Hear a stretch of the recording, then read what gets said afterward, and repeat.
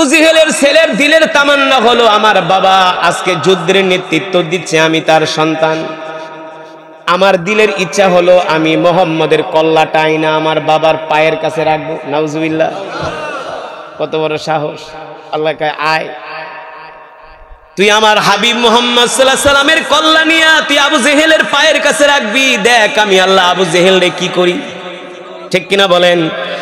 আবু জেহেলের ছেলে ইকরামা বীর দর্পে ময়দানে যায়া মনে মনে ভাবতেছি, যদি আমি আজকে মুহাম্মদের কল্লাটা আইনা আমার বাবার সামনে রাখতে পারি তাহলে আমি মক্কার বড় লিডার হয়ে যাব, মক্কার মানুষগুলো আমাকে বাহবা দিবে, যেমন বাপ তেমন ছেলে। যখন ইকরামা আল্লাহ রসুলের বাড়ির দিকে আসতেছেন, সাহাবীরা তাকায় তাকায় দেখতেছে, ওগো আল্লাহর নবী, ওই যে ইকরামা আসতেছে। আল্লাহর নবী বলে, ইকরামাকে আসতে দাও, ইকরামাকে আসতে দাও। যখন ইকরামা আল্লাহর নবীর সামনে গেলেন, ইকরামা ভয় পেতে লাগলেন, আজকে যদি মুহাম্মদ আমার কল্লা ফেলে দেয় মক্কার কোনো নেতা আমাকে বাঁচাতে পারবে না। ঠিক কিনা বলেন? কারণ মুহাম্মদ হলো এখন মক্কার প্রেসিডেন্ট। ইকরামা ভয় পাইতেছে, সংকোচ করতেছে। আল্লাহ নবী ডাক দিয়া বলে, ইকরামা তুমি ভয় পাবে না, তুমি টেনশন করবা না, আজকে আমি আল্লাহর পয়গম্বর মুহাম্মদ সাল্লাল্লাহু আলাইহি সাল্লাম তোমাকে ক্ষমা করে দিয়েছি। আল্লাহ রসুলের জবানে এই কথা শুনে ইকরামা অবাক হয়ে গেলেন, ইকরামা আশ্চর্য হয়ে গেলেন।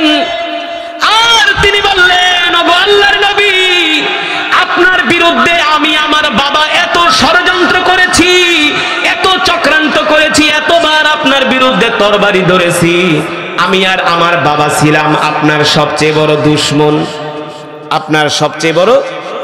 আপনি আমাদেরকে ক্ষমা করে দিছেন, মানি আপনি দুনিয়ার কোনো সাধারণ মানুষ নন, আপনি হলেন আল্লাহর পয়গম্বর রাহমাতুল লিল আলামিন।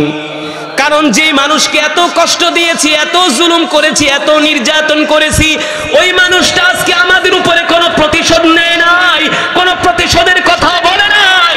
পৃথিবীতে এত ভালো মানুষ আসমানের নিচে জমিনের উপরে খুঁজে পাওয়া যাবে না। ঠিক কিনা বলেন?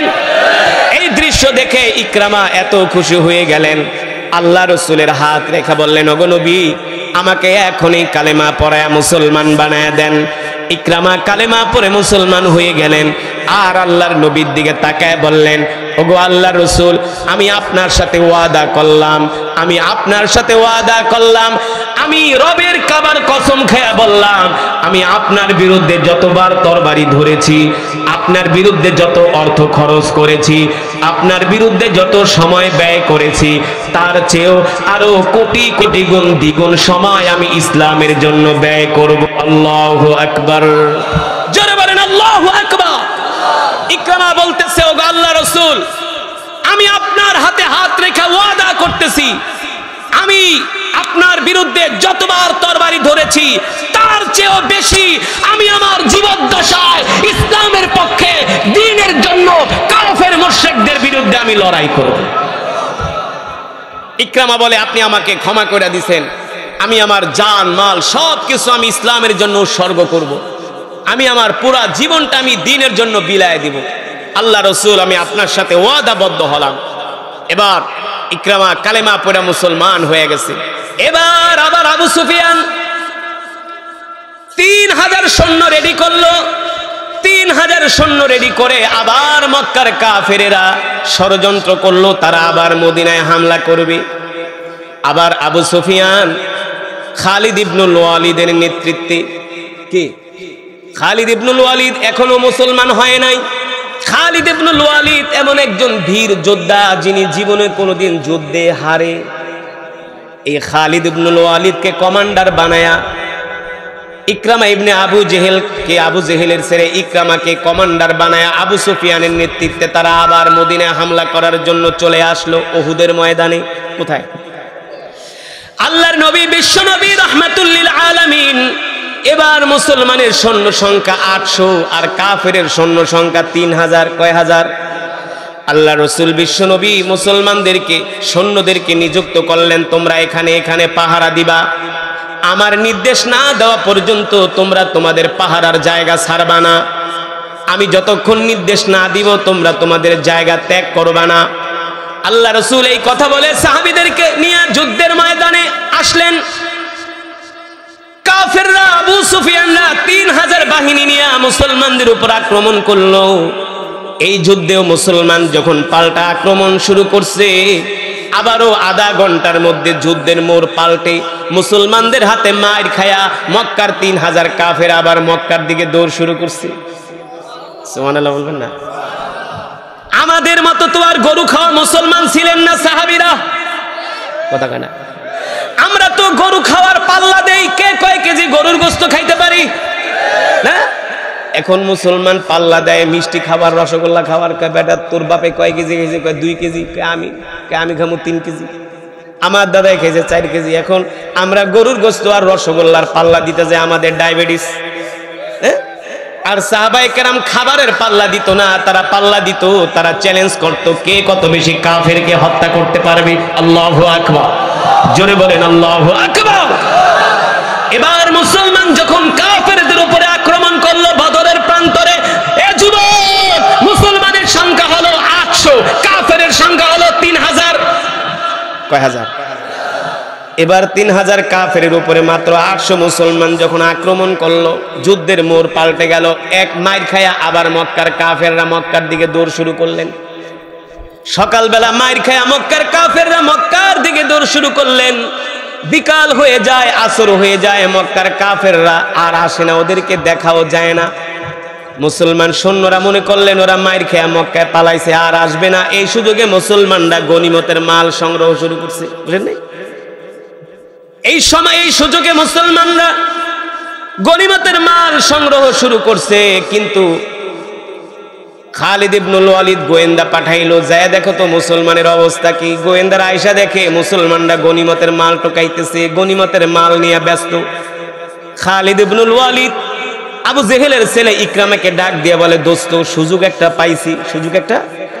পাইছি, মুসলমানরা এখন গনিমতের মাল টোকানে ব্যস্ত, আমরা দুইজনে মিলা 2000 সৈন্য নিয়ে অতর্কিত মুসলমানের উপর হামলা করব, যুদ্ধের মোড় পাল্টে যাবে। ইকরামা কয় এবার আমার মনের আশা পূর্ণ হবে।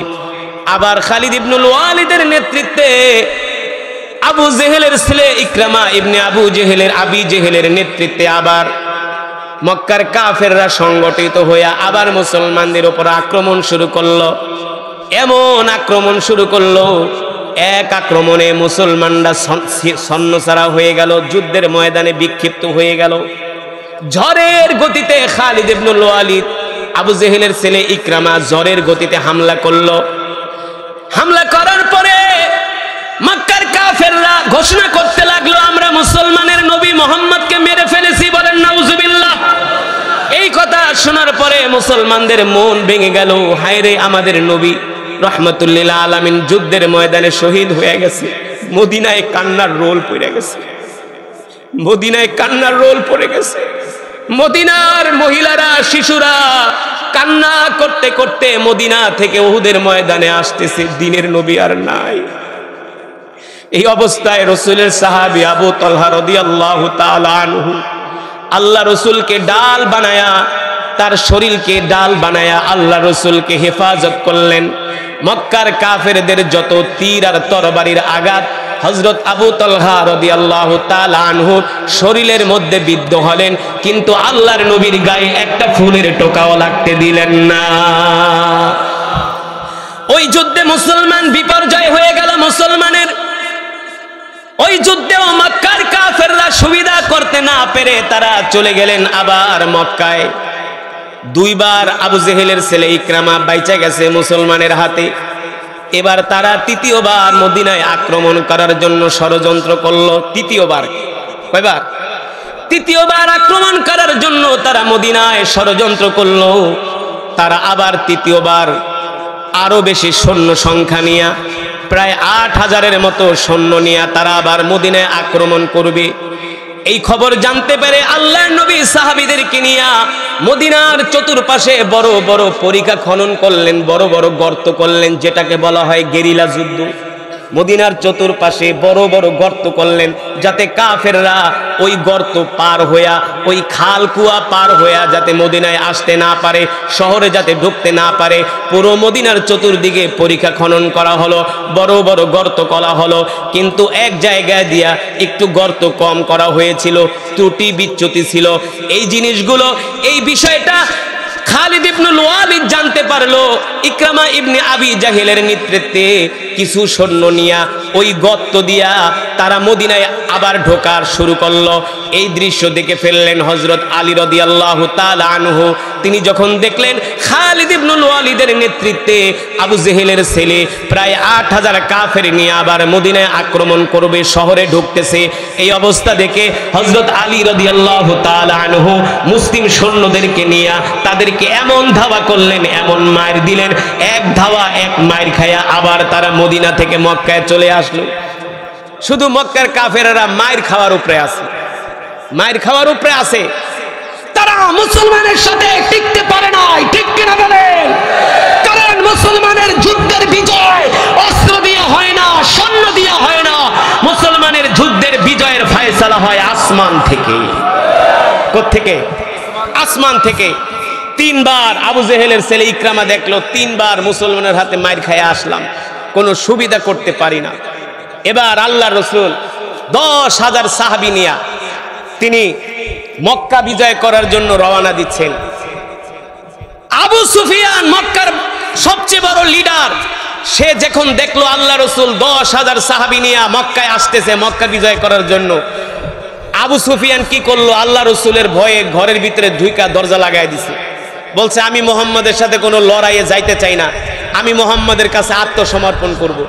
কিন্তু আবু জেহেলের ছেলে ওই যে ইকরামা কয়, মুহাম্মদ আমার বাপেরে বদরে মারছে, এই প্রতিশোধ আমি ইকরামা নিবই নিব। সে কি করলো? কত বড় দুঃসাহস! প্রায় 2-300 মতো মক্কার সৈন্য নিয়ে আল্লাহ রাসূলের উপরে আক্রমণ করবে, তিনি একটা পথ খুঁজতেছিলেন। মুসলমানরা জানতে পাইরা ইকরামার বাহিনীর এমন মার দিছে, যেটারে পাইছে ওইটারই ময়দানে শোয়ায় ফেলাইছে। আল্লাহু আকবার!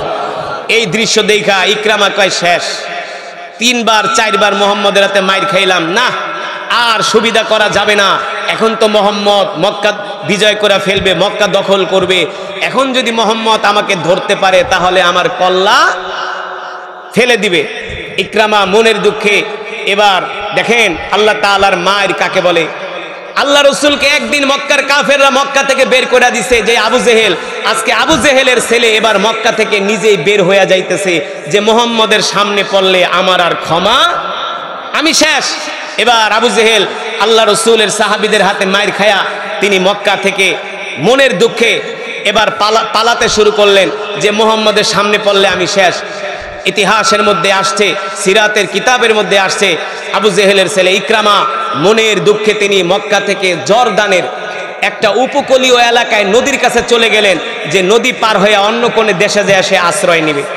একটা নদীর পারে আইসা আবু জেহেলের ছেলে ইকরামা নদীর পারে আইসা বৈশা রয়েছে মনের দুঃখে। বাপেরে মারলো বদরের প্রান্তরে, 4 বার মুসলমানের ধাওয়া খাইলো, শেষ পর্যন্ত নিজের মাতৃভূমি ত্যাগ কইরা এখন দেশ ছাড়া হয়ে গেছে, মন খুব খারাপ। এইদিকে আল্লাহ রাসূল 10,000 সাহাবী নিয়ে মক্কা বিজয় করছে। মক্কার সব কাফেররা আইসা আল্লাহ রাসূলের হাতে হাত রেখা কালেমা পড়া মুসলমান হয়ে যাচ্ছে। আল্লাহু আকবার! জোরে বলেন আল্লাহু আকবার! এমনকি আবু জেহেলের ছেলে ইকরামা, ইকরামার স্ত্রী স্বয়ং আল্লাহ রাসূলের কাছে আইসা বলে, গো আল্লাহ রাসূল, আমি আপনার হাতে হাত রেখা কালেমা পড়া মুসলমান হইতে চাই, আপনিও আমাকে মুসলমান বানায় দেন। এবার আবু জেহেলের ছেলে ইকরামার স্ত্রী আল্লাহ রাসূলের কাছে আইসা মুসলমান হয়ে গেলেন। মুসলমান হওয়ার পরে বললেন, আল্লাহ রাসূল, আমি আপনাকে একটা কথা বলতে চাই, আপনি যদি আমাকে অনুমতি দেন। কি কথা? বলে, কথাটা হলো আমি তো ইকরামার স্ত্রী, ইকরামা তো আমার স্বামী, সে তো বারবার আপনার উপরে আক্রমণ করছে, এমন কোনো ষড়যন্ত্র নাই আপনার উপরে করে নাই, মুসলমানের উপরে করে নাই, কিন্তু আমি তো কালেমা পড়া মুসলমান হয়ে গেছি, আমি আসছি আপনার কাছে আমার স্বামীর প্রাণ ভিক্ষার জন্য, আমার স্বামীর প্রাণ ভিক্ষার জন্য। আপনি যদি আমার স্বামীকে ক্ষমা করে দেন তাহলে আমি আমার স্বামীকে বুঝায় শুনে আপনার কাছে আনবো, এনে আমিও তাকে কালেমা পড়ায় মুসলমান বানাবো। আল্লাহ রাসূল মুস্কি হাসি দিয়া বলল, ঠিক আছে যাও, তুমি যেহেতু বলছো যাও। ইকরামা আমার বিরুদ্ধে যতবার তরবারি ধরছে আমি ইকরামাকে ক্ষমা করে দিলাম। ইকরামাকে বলো আমার কাছে আসতে, আমি রসুল তাকে ক্ষমা করে দিছি, আমি কোনো প্রতিশোধ নিব না, আমি তাকে ক্ষমা করে দিলাম, এই গ্যারান্টি আমি দিলাম, যাও তুমি ইকরামাকে যা বুঝাও। এবার আবু জেহেলের স্ত্রী স্বামীকে খুঁজতে খুঁজতে জর্দানের নদীর পারে যায় দেখে ইকরামা। এবার ইকরামার স্ত্রী যায় বলে যে শোনেন প্রাণের স্বামী, আমি আল্লাহ রসুলের হাতে হাত রেখে কালিমা পড়ে মুসলমান হয়ে গেছি। আল্লাহু আকবার। ইকরামা বলে বলো কি? বলে হ্যাঁ আমি মুসলমান হয়ে গেছি। শুধু আমি মুসলমান হই নাই, মক্কার আমাদের লিডার আবু সুফিয়ানও মুসলমান হয়ে গেছে। সুবহানাল্লাহ বলেন, আরো জোরে বলেন সুবহানাল্লাহ। এবার এই কথা শোনার পরে ইকরামা বলে বলো কি আমাদের লিডার আবু সুফিয়ানও কি মুসলমান হয়ে গেছে? ইকরামার স্ত্রী বলে আবু সুফিয়ানও কালেমা পড়ে মুসলমান হয়ে গেছে। প্রাণের স্বামী, আপনার জন্য সুসংবাদ হলো আমি আল্লাহ রসুলকে আপনার কথা বলেছি, আপনার কথা বুঝিয়েছি।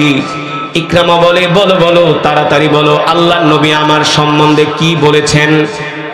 ইকরামার স্ত্রী বলে আমি আল্লাহর নবীকে বলেছি আপনি যত অন্যায় করেছেন, অপরাধ করেছেন, সব অন্যায় অপরাধগুলো আল্লাহর নবী আপনার ক্ষমা করে দিবে। আল্লাহু আকবার। আপনি যদি আল্লাহ রসুলের হাতে হাত রেখে কালেমা পড়ে মুসলমান হয়ে যান। আল্লাহু আকবার। এই কথা শোনার পরে ইকরামা বললে প্রাণের স্ত্রী চলো চলো, আর দেরি করবা না, আমি এই মুহূর্তে তোমাকে নিয়ে আল্লাহ রসুলের হাতে হাত রেখে কালেমা পড়ে মুসলমান হয়ে যাব। এবার ইকরামা তার স্ত্রীকে নিয়ে স্বামী স্ত্রী দুজন মিলে আল্লাহর নবীর কাছে আসতেছেন।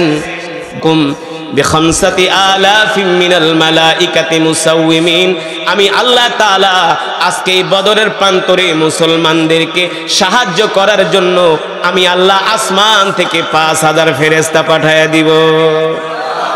কয় হাজার? 5000 ফেরেশতা। যেই পাহাড়ে নাজিল হয়েছিলেন, আসমান থেকে যেই পাহাড়ে 5000 ফেরেশতা নেমেছিল, ওই পাহাড়টা আমি এবার হজের সফরে নিজের চোখ দিয়ে দেখে এসেছি। ওই পাহাড়টা আপনারা নিজেরা না দেখলে বুঝবেন না, যারা দেখছেন তারা বুঝবেন। কেউ দেখছেন এই মাহফিলে? কেউ আছেন? ওই পাহাড়কে বলা হয় জাবালে মালাইকা, যেই পাহাড়ে 5000 ফেরেশতা নামছিলেন। সৌদি আরবের যত পাহাড় আছে সব পাহাড়গুলো হলো পাথরের শক্ত পাহাড়, কিন্তু জাবালে মালাইকা যেই পাহাড়ে 5000 ফেরেশতা নামছিলেন, ফেরেশতাদের পায়ের আঘাতে ওই পাহাড়ের পাথরগুলো পাউডারের মতো গুঁড়া হয়ে গেছে। এখনো পর্যন্ত দেখা যায় সব পাহাড়ের পাথরগুলো বড় বড় শক্ত শক্ত পাথর, কিন্তু জাবালে মালাইকার পাথরগুলো বালুর মতো একেবারে পাউডার হয়ে গেছে। এখনো সেই পাহাড় আছে, যেই পাহাড়ে আল্লাহ তাআলা 5000 ফেরেশতা নাজিল করছে। ইতিহাসের মধ্যে আসছে যখন ফেরেশতারা ওই পাহাড়ে নামতেছে, একজন দুইজন কইরা নামতে নামতে ওই পাহাড় থেকে ধুধু বালু ওরা শুরু করছে।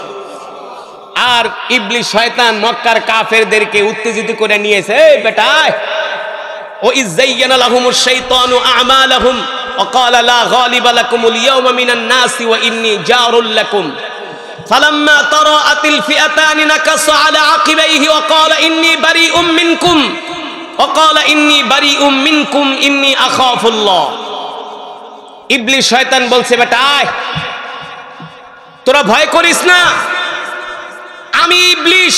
সুরাকা ইবনে মালিকের সুরক ধরে বলে আমি ইবলিস, আমি মক্কার লিডার সুরাকা ইবনে মালিক তোদের সাথে আছি। ওয়াকালা ইন্নী বারিউম মিনকুম ইন্নী আখাফুল্লাহ আল্লাহু শাদীদুল ইকাব। আয় তোরা, আমি তোদেরকে নেতৃত্ব দিব, মুহাম্মাদের বাহিনী আজকে তোদেরকে পরাজিত করতে পারবে না। তোরা 1000 আর তোরা 1000 আর মুহাম্মাদের বাহিনী হলো 313 জন। তোদেরকে পরাজিত করার মতো শক্তি এখন পৃথিবীতে নাই। ইবলিস শয়তান বলতেছে। যখন মক্কার কাফেররা লাইন ধরে ধরে আইতাছে যুদ্ধ করতে, তখন ইবলিস শয়তান তারা তাকায় দেখে আসমান থেকে 5000 ফেরেশতা নামতাছে। এই দৃশ্য দেখা ইবলিস শয়তান কয় ইন্নী আরা মালা তারাউনা ইন্নী আখাফুল্লাহ। বাবারে এদি দাড়িওয়ালা পাগড়িওয়ালারা বড় বড় তরবারি নিয়ে নামতাছে, কিন্তু এই ফেরেশতাদেরকে তো আর মানুষ দেখে না, আবু জেহেলরা তো দেখে না, দেখে তো কে? শয়তান। সে দেখা পুরা লুঙ্গি উঁচা করে প্যান উঁচা করে দৌড় মক্কার দিকে। এখন মক্কার মানুষ ধরছে, এই বেটা তুই নাম উত্তেজিত করে লয়ালি যুদ্ধের ময়দানে যে সিরা ফালাবি ফাইরা ফালাবি, এখন তুই ভাগস কে? বাবা রে, আসমান থেকে লম্বা লম্বা 70-80 ফিট লম্বা তরবারি পাগড়িওয়ালা যারা নামতেছে, তোরা দেখোস না? আমি ঠিকই দেখছি, সবগুলারে সাইজ করবো। এই কথা কয়ে ইবলিস শয়তান ভাগছে। এই কথা কয়ে ইবলিস শয়তান ভাগছে। তোরাও যাইস না, সবগুলা মরবি, মোহাম্মদের হাত থেকে একজনও বাঁচতে পারবি না। এখন মক্কার মানুষ কয়, তুই যে আমাকে উত্তেজিত করলি, আসল ঘটনা তো আমিও জানি না, আসল ঘটনা তো আমিও জানি না। ইবলিস শয়তান এই দৃশ্য দেখা চলে আসছে, কিন্তু মক্কার কাফেররা তো এই দৃশ্য দেখে না।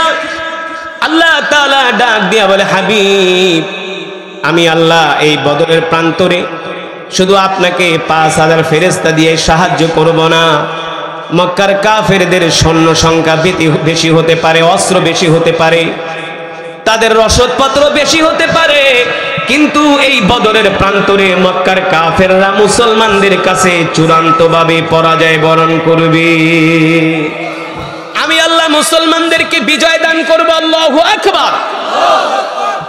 আবু জেহেল যখন ময়দানে আসলেন, আবু জেহেল সহ আবু জেহেল, আবু লাহাব, আবু সুফিয়ান সহ ইকরামা, আবু জেহেলের ছেলে মিলা মুসলমানদের উপর আক্রমণ শুরু করলো। মুসলমানরা যখন পাল্টা আক্রমণ শুরু করছে, মাত্র আধা ঘন্টার মধ্যে যুদ্ধের মোড় পাল্টায় গেছে। আবু জেহেলকে যুদ্ধের ময়দানে তার কল্লা দেহ থেকে বিচ্ছিন্ন করে দেওয়া হয়েছে। মক্কার কাফেররা যখন দেখলো আমাদের বড় নেতাই শেষ, প্রথমেই উইকেট পড়ে গেছে। প্রথমেই কি উইকেট, বড়টা শেষ, 1 নাম্বার শেষ। এই দৃশ্য দেখে আবু সুফিয়ান কয়, ওই যে ইবলিস শয়তান সুরাকা ইবনে মালিকের সুরত ধরে আইসা বলছে, তোরা সামনে যাইস না। আবু জেহেল যেহেতু শেষ, তার মানে আবু সুফিয়ানকে আমিও শেষ, আমার আর যুদ্ধ করার দরকার নাই। ইকরামা ইবনে আবি জেহেল দূর থেকে তাকায় তাকায় বলে, আহারে, আমি তো ভাবছিলাম মোহাম্মদের কল্লাই না আমার বাবার পায়ের কাছে রাখবে, এখন দেখি তো আমার বাবাই শেষ, আমার বাবাই শেষ। এই দৃশ্য দেখা একটার পর একটার মক্কার কাফেরদের দেহ থেকে কল্লাগুলো মুসলমানরা বিচ্ছিন্ন করে দিচ্ছে, কাফেরগুলো নিহত হচ্ছে, জাহান্নামে চলে যাচ্ছে। এই দৃশ্য দেখা আধা ঘন্টার মধ্যে যুদ্ধের মোড় পাল্টে মক্কার কাফেররা বদরের প্রান্তর থেকে তারা আবার মক্কার দিকে দৌড় শুরু করছে। মুসলমানদের হাতে এমন মার খাওয়া খাইছে প্রথম যুদ্ধেই, আল্লাহু আকবার। মার খেয়ে তারা মক্কায় চলে আসছে, আল্লাহ তাআলা মুসলমানদেরকে বিজয় দান করছে। সুবহানাল্লাহ বলেন। এবার মক্কায় আইসা মক্কার যুবকরা আবু সুফিয়ানকে বলতেছে, নেতা বড় বড় কথা বইলা তো আমাদেরকে লয়ে গেলেন যুদ্ধে, কিন্তু মার তো খাইলেন।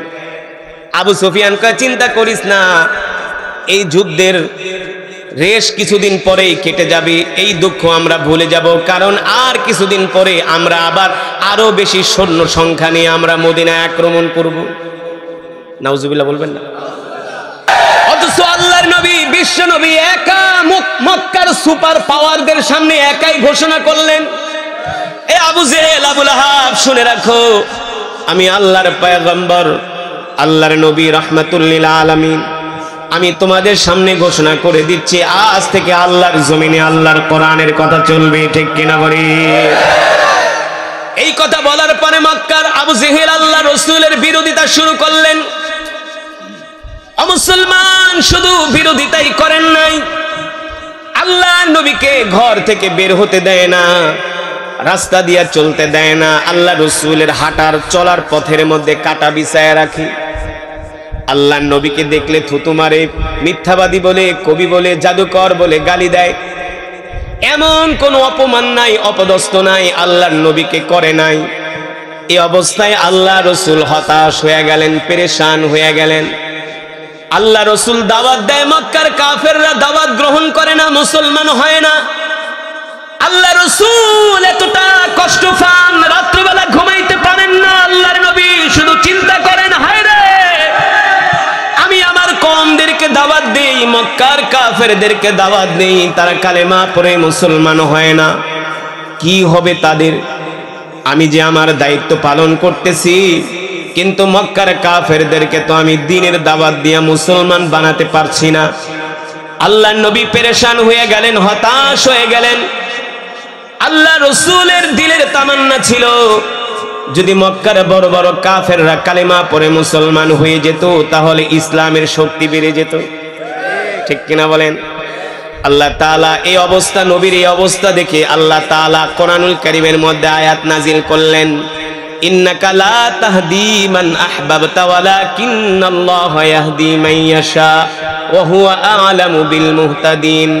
নবী হে আমার, হেদায়েতের মালিক আপনি না, হেদায়েতের মালিক হলাম আমি আল্লাহ। হেদায়েতের মালিক কে?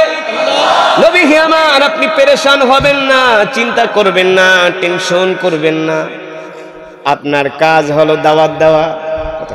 কথা না কি দেওয়া? আলেম ওলামাদের কাজ হলো দাওয়াত দেওয়া, দিনের কথাগুলো আপনাদেরকে বোঝানো। ঠিক কিনা বলেন? আল্লাহ তাআলা তার রাসূলকে বলছেন, নবী আপনি চিন্তা করবেন না, টেনশন করবেন না, পেরেশান হবেন না। আপনার কাজ হলো দাওয়াত দেওয়া। আপনি আপনার কাজ চালায় যান, দাওয়াত দিয়ে যান। আমি আল্লাহ যাদেরকে পছন্দ করব, যাদেরকে কবুল করব, তাদেরকে আমি আল্লাহ হেদায়েত দিয়ে মুসলমান বানায় দিব। আল্লাহু আকবার বলবেন না? আল্লাহ রাসূলের দিনের তামান্না ছিল যাতে আবু জেহেল মুসলমান হয়ে যায়। আল্লাহ তাআলা ডাক দিয়ে বলে, হাবিব আমি আল্লাহ আবু জেহেলকে পছন্দ করি না, আবু জেহেল মুসলমান হবে না, খাত্তাবের ছেলে ওমর মুসলমান হবে। আর আস্তে কোন আল্লাহু আকবার। আল্লাহ তাআলা বলে, হাবিব শুধু খাত্তাবের ছেলে ওমরই মুসলমান হবে না, আবু জেহেলের পেটে, আবু জেহেলের রক্তে, ব্লাডে যে সন্তান হয়েছে ওর নাম হলো ইকরামা ইবনে আবি জেহেল। ইকরামা ইবনে আবি জেহেল। আমি আবু জেহেলকে হেদায়েত দিব না, কিন্তু তার ছেলে ইকরামাকে আমি আল্লাহ হেদায়েত দিয়ে মুসলমান বানায় দিব। সুবহানাল্লাহ বলবেন না? হেদায়েতের মালিক কি? দেখেন আল্লাহ তাআলা কিভাবে আবু জেহেলের ছেলে ইকরামাকে হেদায়েত দিয়ে মুসলমান বানায় দেয়। এমন কোন অত্যাচার নাই, নির্যাতন নাই, জুলুম নাই আবু জেহেল আল্লাহর নবীর উপরে করে নাই। শেষ পর্যন্ত আবু জেহেলরা আল্লাহর নবীকে মক্কা থেকে বের করে দিছে। আল্লাহ রাসূল মক্কা থেকে মদিনায় চলে আসছে। মক্কা থেকে মদিনায় আসার পরে আবু জেহেলরা 1000 সৈন্য নিয়ে তারা মদিনায় হামলা করবে। কয় হাজার? 1000 সৈন্য নিয়ে তারা মদিনায় হামলা করবে। মদিনা থেকে 80 কিলোমিটার আগে শুহাদায়ে বদর, ওই বদরের প্রান্তরে আবু জেহেল 1000 সৈন্য নিয়ে গেল। কয় হাজার? আবু জেহেলের সাথে ছিল তার ছেলে আবু জেহেল ইবনে ইকরামা ইবনে আবু জেহেল। ইকরামা ইবনে আবি জেহেল ছিলেন ওই 1000 সৈন্যদের মধ্যে কমান্ডার। এই অনেক বড় আশা নিয়ে ইকরামা আবু জেহেলের সাথে বদরের প্রান্তরে গেলেন। বদরের প্রান্তরে কাফেরদের সংখ্যা ছিল 1000 আর মুসলমানের সংখ্যা কত? কত কানা? কত? 313 জন। ঠিক কিনা বলেন? এই 313 জন যখন ময়দানে যুদ্ধ করতে আসলেন, আবু জেহেল গোয়েন্দা পাঠালো, যাও যাও যে দেখো তো মুসলমানের সৈন্য সংখ্যা কত। গোয়েন্দারা এসে রিপোর্ট দিল, আবু জেহেল মুসলমানের সৈন্য সংখ্যা মাত্র 313 আর আমরা হলাম 1000। এই কথা শোনার পরে ইকরামা ইবনে আবু জেহেল বলে, মুসলমানের সৈন্য সংখ্যা মাত্র 313 আর আমরা হইলাম 1000। 1000-এর মধ্যে 700 হলো অশ্বারোহী বাহিনী, 700 ঘোড়া ছিল, কাফেরদের 700 তরবারি ছিল। কয়শো? 700 ঘোড়া, 700 তরবারি। আর মুসলমানদের মাত্র 2টা ঘোড়া, 2টা তরবারি আর 14টা উট। কই 2টা ঘোড়া, 2টা তরবারি, 14টা উট, আর কই 700 ঘোড়া, 700 তরবারি। চিন্তা করেন। আবু জেহেলের ছেলে ইকরামা কয়, আরো তো সুযোগ পাইছি, আরো সুযোগ পাইছি। আমরা হলাম 700 ঘোড়া, 700 তরবারি, আর মুসলমানদের মাত্র 2টা ঘোড়া, 2টা তরবারি, 14টা উট। তার মানে মুসলমান আমাদের সাথে আধা ঘন্টাও যুদ্ধের ময়দানে টিকতে। ইকরামা আরো বেশি খুশি হয়ে গেছে, মনে হয় তার মনের আশা পূর্ণ হবে, সে মক্কার কিং হবে, মক্কার অনেক বড় নেতা হবে। এই আশায় ইকরামা যুদ্ধের ময়দানে নামবে। আর ইকরামার সহ্য হয় না কখন আইসা আল্লাহ রাসূলকে আক্রমণ করবে। নাউজুবিল্লাহ। কিন্তু আল্লাহর নবী বিশ্ব নবী রাহমাতুল লিল আলামিন বদরের প্রান্তরে যখন গেলেন 1000 কাফেরের সংখ্যা যখন শুনলেন আল্লাহর নবী চিন্তিত হয়ে গেলেন, পেরেশান হয়ে গেলেন। আল্লাহ রাসূল বিশ্ব নবী রাহমাতুল লিল আলামিন বদরের প্রান্তরে যে সাহাবীদের থেকে বায়াত নিলেন।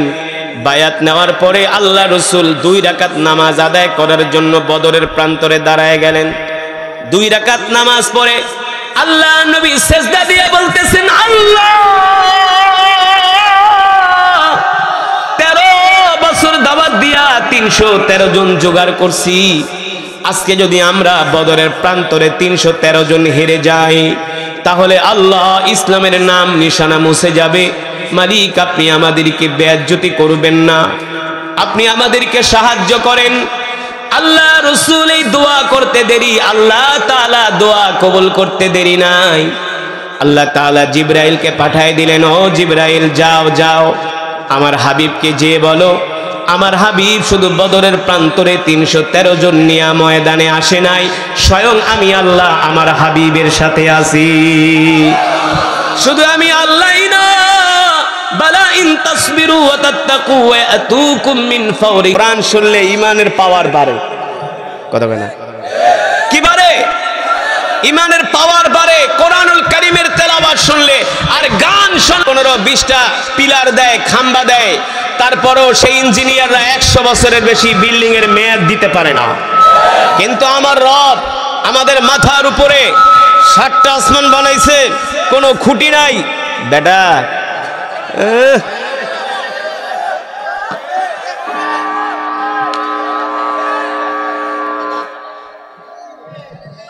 এতই সোজা?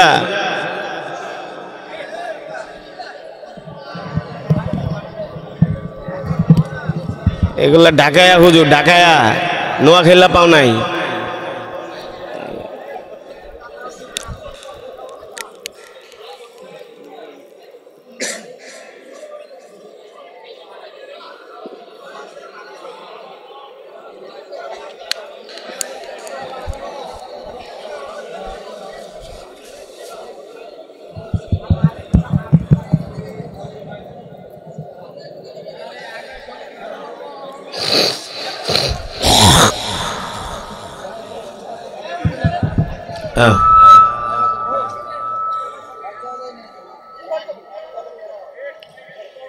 মুসলমান, আল্লাহ তাআলা খুঁটিবিহীন আমাদের মাথার উপর 7টা আসমান বানিয়েছেন।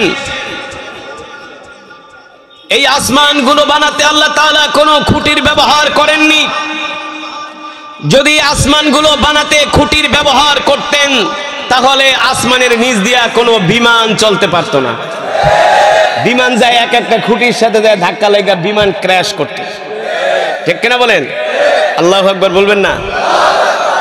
আমার আল্লাহ তাআলা কত সুন্দর করে পৃথিবীটাকে সাজিয়েছেন আমাদের জন্য, ঠিক কিনা বলেন? ঠিক আমি আপনাদের সামনে যে কোরআনুল কারীমের তেলাওয়াত করেছি, যুবক বন্ধুরা তোমাদের কাছে কেমন লাগছে? হ্যাঁ, আল্লাহু আকবার। আমি তো কোরআনুল কারীমের তেলাওয়াত করেছি 15 থেকে 20 মিনিট, কিন্তু যুবক তোমরা তো বাংলাদেশে কত নতুন নতুন গান শোনো, তোমাদের গান হয় কয় মিনিটের? কয় মিনিট?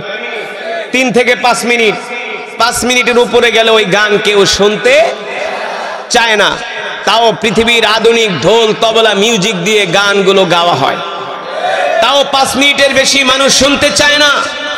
কিন্তু আমি ভাঙ্গা মাইক দিয়া 20 মিনিট তেলাওয়াত করেছি।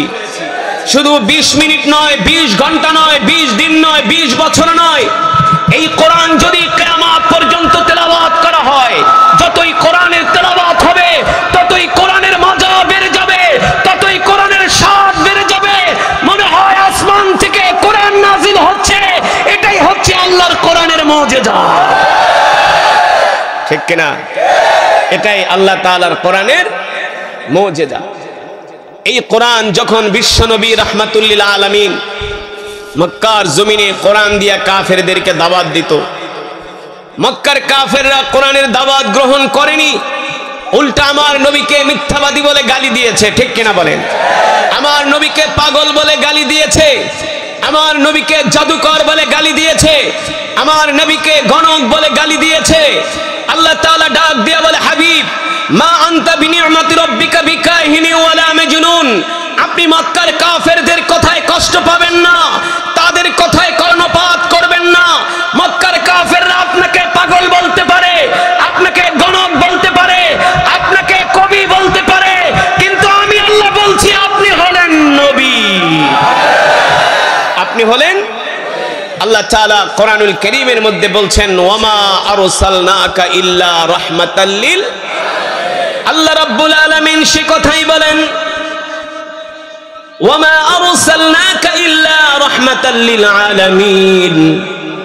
নবী হে আমার, আপনি হলেন সমগ্র বিশ্ববাসীর জন্য রহমত, আপনি হলেন সমগ্র বিশ্ববাসীর জন্য বরকত। ঠিক কিনা মুসলমান? সুতরাং নবী আপনি মক্কার কাফেরদের কথায় কষ্ট পাবেন না, মন খারাপ করবেন না। আপনি কোরআনের দাওয়াত দিয়ে যান, কোরআনের কথা বলে যান। আল্লাহর নবী এই কোরআনের দাওয়াত দিতে লাগলেন। মক্কার কাফেররা কোরআনের দাওয়াত গ্রহণ করে না। আবু জেহেল, আবু লাহাব, উতবা, শাইবারা আল্লাহ রাসূলের বিরোধিতা করে। আল্লাহ তাআলা আল্লাহর পয়গম্বরকে ডাক দিয়া বললেন, হাবিব মক্কার কাফেরদেরকে আপনি ভয় পাবেন না, তাদের সামনে বুক উঁচু করে আপনি সাহসী কণ্ঠে উচ্চারণ করেন, মক্কার কাফেরদের সামনে ঘোষণা করেন, এ মক্কার কাফেরেরা, আলা লাহুল খালকু ওয়াল আমর তাবারাকাল্লাহু রাব্বুল আলামিন। আল্লাহ রাসূলের ইন্তেকালের পরে ভণ্ড নবীদের প্রভাব বাড়তেছে, ভণ্ড নবীদের বিস্তার বাড়তেছে। তখন খেলাফতের দায়িত্ব ছিলেন হযরত আবু বকর সিদ্দিক রাদিয়াল্লাহু তাআলা আনহু। তিনি ছোট ছোট গ্রুপ করে এক একজন সেনাপতি নিযুক্ত করলেন। একটা দলের কমান্ডার ছিলেন ইকরামা, হযরত ইকরামা ইবনে আবি জেহেল রাদিয়াল্লাহু তাআলা আনহু।